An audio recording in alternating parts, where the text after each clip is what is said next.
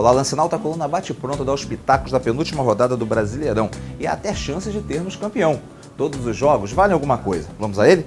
Figueirense e Corinthians é o primeiro jogo do Brasileirão que vale título para o Corinthians, que será campeão se vencer e o Vasco não derrotar o Fluminense. Céu de brigadeiro no timão, nenhum lesionado, Liedson e Alex comandando as ações ofensivas, Paulinho tinindo, Adriano no banco. Mas o Figueirense não está morto. Júlio César e Igor estão de volta e arrumarão a casa do time sensação, que na rodada passada levou uma surra do Fluminense. O Figueira luta por vaga na Libertadores. Em casa não tem campanha como ele tem como visitante, mas merece respeito e vai dar empate esse jogo.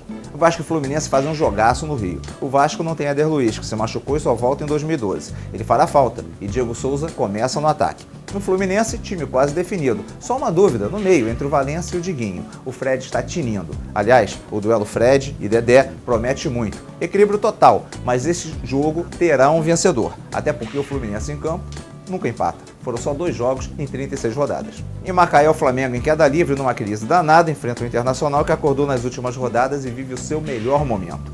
Na fase em que está, qualquer titular fora do time do Flamengo é problema dos grandes. E o desfalque da vez é o Júnior César na lateral esquerda. O Inter tem a força de Leandro Damião e seu meio-campo muito bem ajustado. É o favorito o Internacional, deve vencer. Com o vacilo provável do Flamengo, quem pode se dar bem é o São Paulo, que enfrenta o regular Palmeiras. O Verdão repete o time da vitória sobre o Bahia. E essa é a maior novidade. Isso nunca aconteceu nessa temporada para Filipão, que anda bem mais preocupado com os reforços para 2012. O São Paulo, comandado por Lucas e pelo Luiz Fabiano, mesmo com uma confusão aqui e outra ali, como a expulsão do Marlos no treino da última sexta-feira, é o favorito, vai vencer e entra na zona de Libertadores. No Botafogo, Michael Suel pode ser o desfalque e há a possibilidade do técnico interino Flávio Tênis colocar o Caio no lugar do Herrera lá no ataque.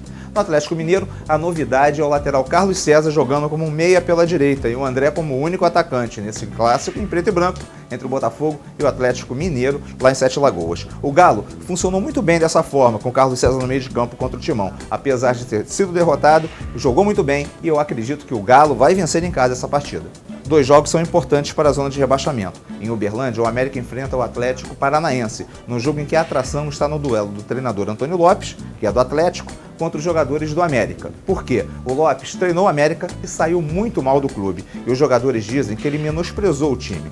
Agora, com o América já rebaixado, o time vai querer vencer, pois uma vitória praticamente rebaixará os paranaenses e Antônio Lopes, o odiado. No América, as novidades, as voltas de Amaral, Gilson e Leandro Ferreira, que fizeram falta na derrota para o São Paulo, derrota que carimbou o rebaixamento. No Furacão vão voltar o David e o Nieto, jogadores que estão em boa fase. Jogo para empate, o que deixou o Atlético em situação desesperadora. Desesperador também é o quadro de Cruzeiro e Ceará que jogam lá em Fortaleza.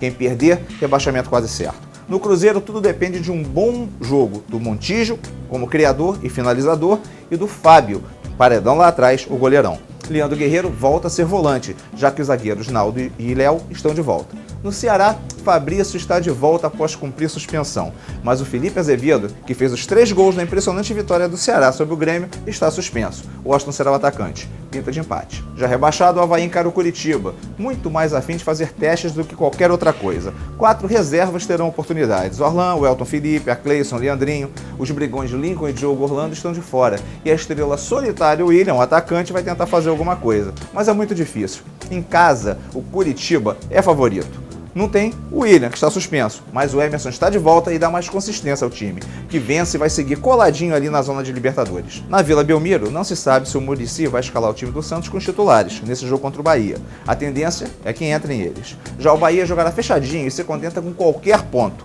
A novidade é Ricardinho no time titular de Joel Santana. Com titular ou reserva, o Santos vai vencer esse jogo. Grêmio e Atlético Goianiense só almejam vaga na Sul-Americana. O Grêmio vai com o zagueiro Wilson como volante e o velho esquema só com o André Lima lá na frente. No Atlético vão voltar o Agenor ao meio de campo e o Anselmo no ataque. Os dois estavam suspensos. Isso indica um time mais forte do que aquele que quase ganhou do Flamengo na rodada passada.